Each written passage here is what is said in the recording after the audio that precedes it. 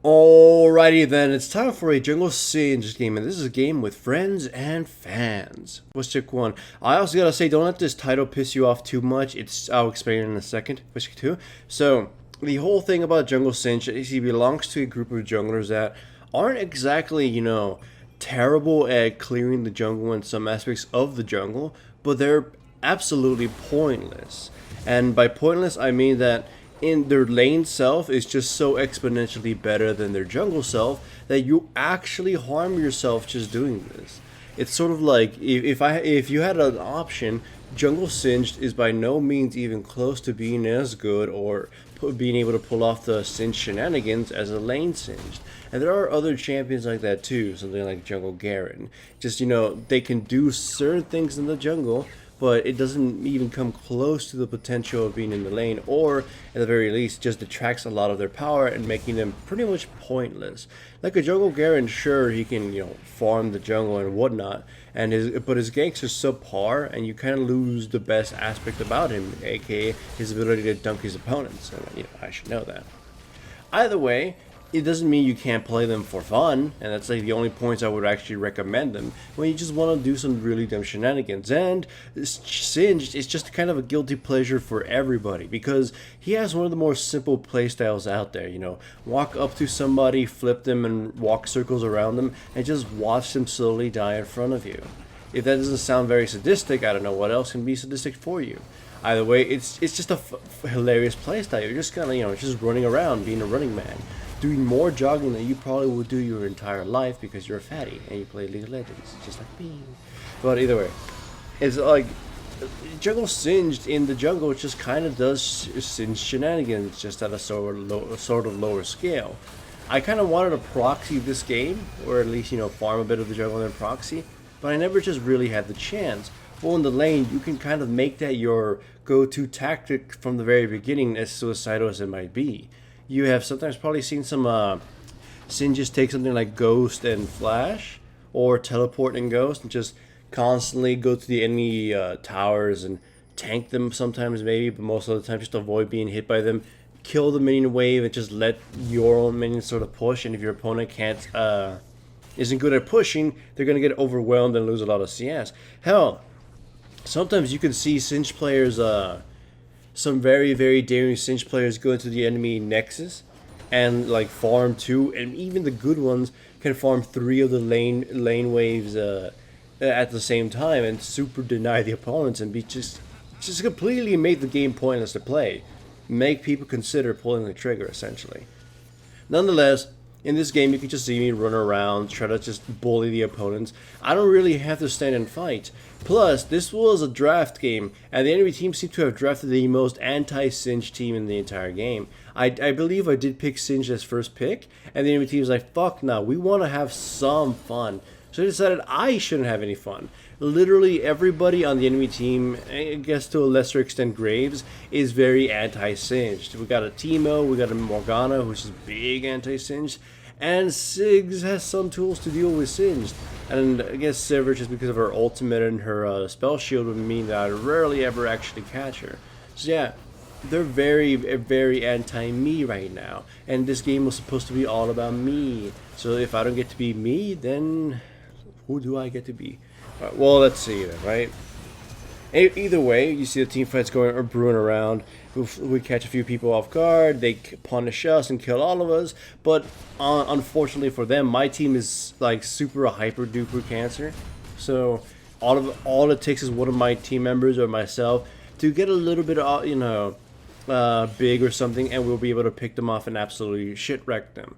The enemy team composition has no real initiators, so for the most part, they're going to be constantly picked off, and we're going to run circles around them.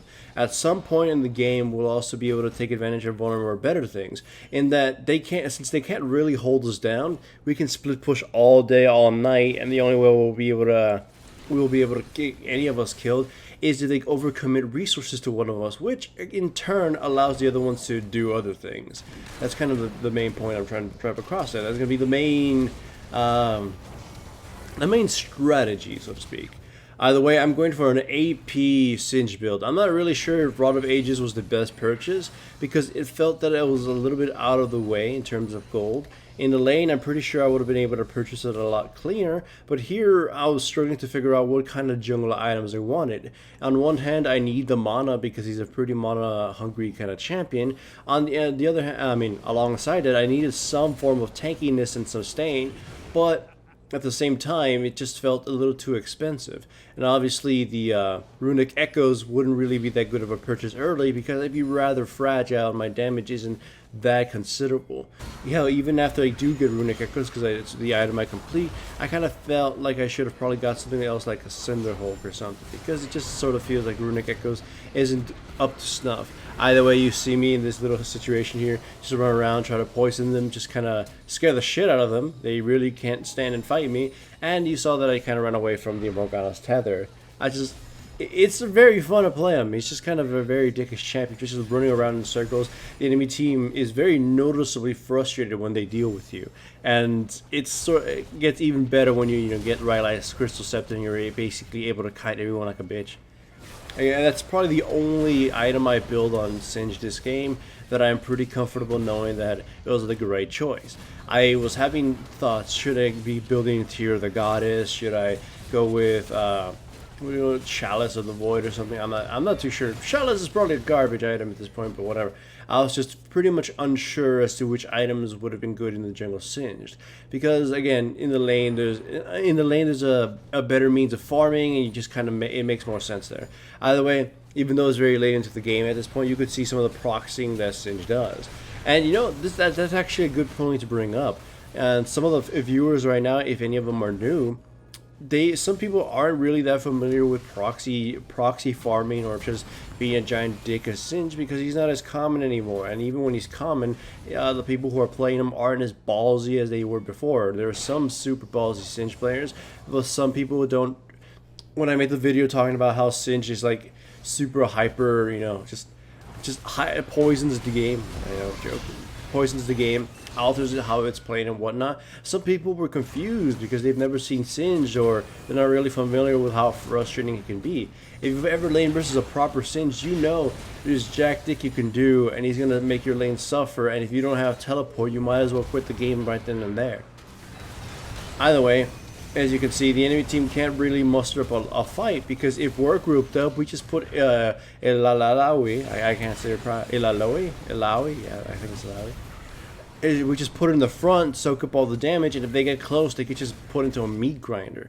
Essentially, at this point, the enemy team's lack of tank is going to work against them. I mean, the only thing they have going for them is a lucky pick as Morgana, or one of me and my team members, mostly me, getting super out of position and just getting picked off. That's about their only hope. And even then, my team has Bard and Vel'Koz to sort of help us engage and whatnot. So at the very least, my team is pretty damn strong. It's like the enemy team can't chase, because as soon as we get into a proper position, we're going to punish anyone who's in a corridor or whatever. So, yay. These last few team battles, I've had actually a lot with fans and friends, but I've mostly been picking the ones that have either two situations at hand. One, really bad compositions. Alright, that's a lot. There's a lot of them. And then two, which is very unique kind of forms of playstyle, or just something worth talking about, like a jungle queen and shit. And there's also maybe a jungle Khazad coming, a jungle Khazad game coming soon, although that's a little bit more colorful than this one. Nonetheless, it's just kind of want to drill the point to you that just because you have some really strong choices, if you're not paying attention to your opponent's champions, one of them can drive you so hard up the wall it just automatically loses you the game. In this case, they having no tank is making Vel'Koz kind of just shit on them, because he's like the artillery champion, and their team composition is very fragile and vulnerable to him. So without any means of taking care of him early, my long range team is just doing them in. And again, let that be a lesson to you. Just one of you is gonna make that sacrifice. Somebody on the enemy team needed to pick a tank. Probably in this case, something like even something indirect like a rumble would have been better. Just anything to allow your team to sort of blitz the important members, or at least control the defenders in my team. Like as a result, it just sort of becomes a slow loss of attrition for them. They can't do anything except hopefully catch one of us off guard. Like in this case, they devote Graves, Sivir, and I think somebody else pops up here. Yeah, Morgana. 3 people to fight me, and as a result, my teammates are able to pick off the Ziggs and then push for top lane and scare the team away. Situations like that are going to be a little too common for something like this. Also, there's, the Vel'Koz kills the Morgana. They end up killing the Teemo later, or I think, yeah, he still dies. The Graves gets a little too close, and he gets his ass beat. Essentially, that's going to be the kind of the end of the game right there. It's going to be a repeat of that situation where the enemy team just can't do anything anymore because they didn't have any means of actually engaging in team fights and taking advantage of their, the strengths they did have.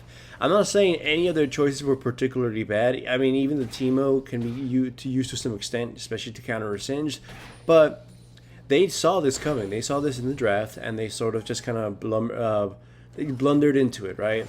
So now, their weakness has become tenfold. Hell, even a Nocturne, considering I uploaded one of his yesterdays, would have been too bad, but it still wouldn't have been the best. It's just I feel player. I mean, it is a normal game, given that, but still, like if you see someone like a Shaco or something in the enemy team, or a Singe in this case, you kind of do want to prepare not to have to deal with their shenanigans, right? Either way, like I said, at this point, there's nothing the enemy team can do, so I get to do all my shenanigans, constantly just pushing into the lane, sort of shoving the enemy team out because they're a little bit too afraid of me touching them in the face. So I get to at least have a little bit of fun. Again, in the lane, you probably would have been able to do this a lot earlier and just stressed out your opponents and, you know, done that kind of shit. It's like, but right now, I'm getting to have a blast. It's like the enemy team, no matter how many resources they commit, I just running away. I just run away. I'm the chemical man. Just run, flop my feet, and just bust a blood. Anyways, I survived that by the very tip of my foreskin, so I just get to go home, heal up, and repeat those shenanigans. As you see, it costs so many resources for the enemy team to even get close to trying to kill me. The Morgana burned her ultimate, and I believe also burned an ignite. I don't know if she burned a flash, attempting to kill me. And then Ziggs, I made him blow his ultimate just by flipping him and scaring the shit out of him. I had no intention of killing him, but he blew his ultimate. Those are the kinds of evil things Singe does all game. It's just the fact that you're able to move while sort of quote-unquote attacking and fighting forces the enemy team to sort of juke themselves and burn their own abilities and just sort of frustrate themselves into defeat. As you can see, they're going to continuously commit just to trying to deal with me because I'm going to be, you know, grabbing 2 lanes at the same time. And again, I wanted to do this a lot earlier. And basically forcing the minions to be pushed against them. And as a result, they're going to be burning so many resources just dealing with me. Ziggs alone couldn't do anything. You saw him have to burn both his berry and his flash. And I'm constantly going to be doing this. And so now they send the Sivir alongside the re-healed Ziggs. And I believe the Morgana is nearby too. I think I popped my ghost just to run away from that. But yeah, if it wasn't for the Sivir and the whole anti-singed kind of composition, that alone might do them in. Either way, the game is basically over. The enemy team does get the Baron, but as a result, it gets them all killed. Though at this point, I don't really think they could have done anything other than try to risk it on a Baron, make it a last ditch gamble. So technically, even though it blew up in their faces, kind of their best bet. Nonetheless, as you saw this game, I didn't really get to do a lot, and honestly, it wasn't the best showcase of Singe, mostly because they're anti-Singe thing. But still, it showcases that just Singed in general, or there's certain champions that while you may like to play them, or while they may function in the jungle, they don't necessarily, you know, shine. They are better in the lane, but whatever. Hooray for Singe, right? This channel is supported by my sponsors, Crunchyroll and Loot Crate. Check out the description below for links to the websites. Signing up for any trials, including Crunchyroll's free anime trial, greatly supports my channel. Also remember to give the video a like to support the channel and subscribe if you haven't yet.